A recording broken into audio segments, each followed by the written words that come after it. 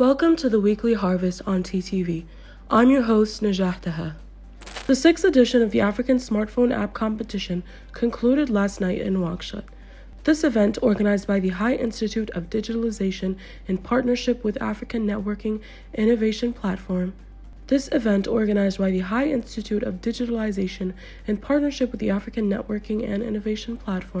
focused on artificial intelligence. Over 40 teams from 12 African countries participated in the initial phase. In the finals, Senegal took first place, Mauritania came second, and Burundi and Tanzania shared the third place with projects that served economic, developmental, and scientific fields. According to the international media sources, Morocco plans to issue tenders for the initial phases of the gas pipeline project with Nigeria next year. As detailed in Morocco's National Office of Hydrocarbons and Mines 2025 Action Plan, the project will traverse 16 African countries starting in Nigeria and reaching Morocco. It will connect to the Moroccan-European gas pipeline and the European gas network with a maximum capacity of 30 billion cubic meters annually. Announced in 2016 during King Mohammed VI's visit to Nigeria, the project has secured initial funding from the Islamic Developmental Bank and the OPEC Fund for International Development. It aims to boost electricity access, ensure energy availability, and promote economic integration among the involved nations, which have a combined population of over 400 million.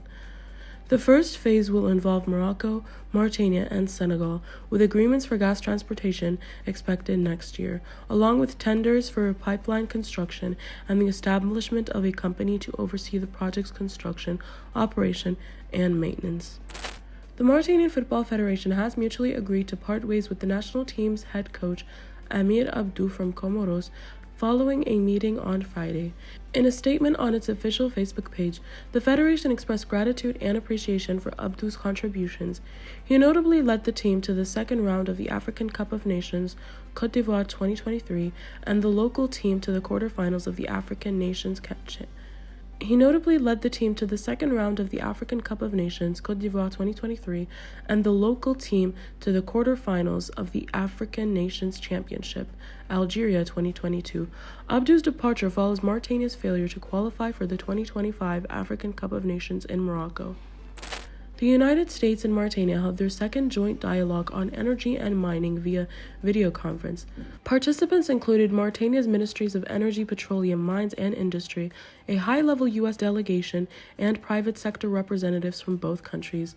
The sessions were led by Mauritanian ministers Mohamed Khalid and Tijani Cham, along with the U.S. Deputy Secretary Energy Kimberly Harrington.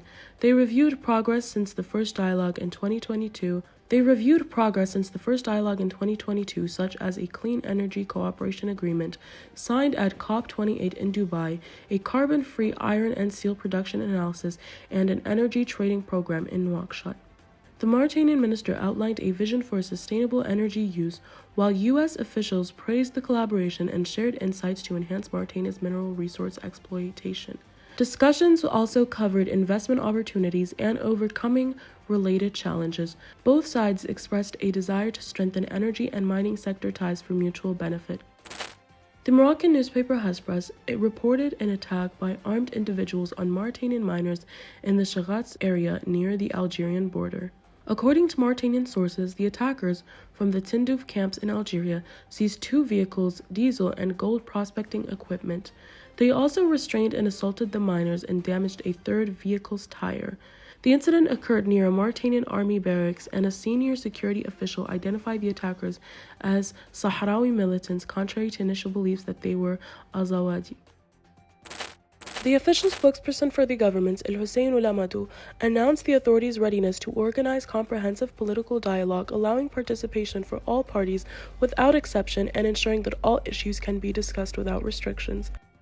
During the government's weekly press conference on Wednesday evening, Amadou explained that preliminary steps for the dialogue have begun in cooperation with the National Assembly and political parties, reflecting the government's seriousness in implementing this initiative. He noted that this dialogue is part of the commitments made by Prime Minister Mukhtar Ould Jay in the government's general policy announcement and aligns with President Ghazouani's vision announced over a year ago, aiming to enhance openness and political understanding. Mauritanian President Mohamed Ould Sheikh Al Ghazouani, the current chair of the African Union, stated that the African continent is the most affected by poverty and hunger, with, quote, 1 in 5 people experiencing malnourishment, and it is expected that more than 300 million Africans will suffer from chronic malnourishment by 2030 if necessary measures are not taken. In his speech to the leaders of the G20 countries, Ould Ghazouani pointed out that the difficult food situation in Africa is due to many interrelated factors, most notably economic imbalances that lead to the fragility and deep social disparities, as well as armed conflicts, political instability, rapid population growth, and the impacts of climate change during such as droughts.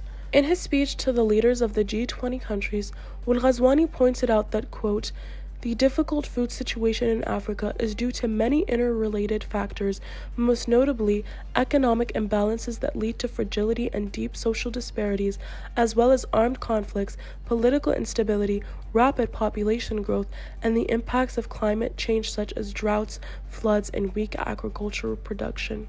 Ould Ghazouani emphasized that, quote, combating hunger and poverty is only effective if it is collective. Through effective international cooperation on multilateral partnerships, we can enhance sustainable agriculture, social protection systems, promote education, invest in infrastructure and climate adaptation in a way that positively and strongly impacts our progress towards achieving the first goal of the Sustainable Development Plans, end quote. Ould Ghazouani announced the African Union's readiness to cooperate with the Brazilian presidency and all G20 members to activate the Global Alliance to Combat Hunger and Poverty, which was announced last Monday on the sidelines of the group's summit opening. End of the summary. For more details, follow our online platforms or visit our website www.taqaddumi.mr.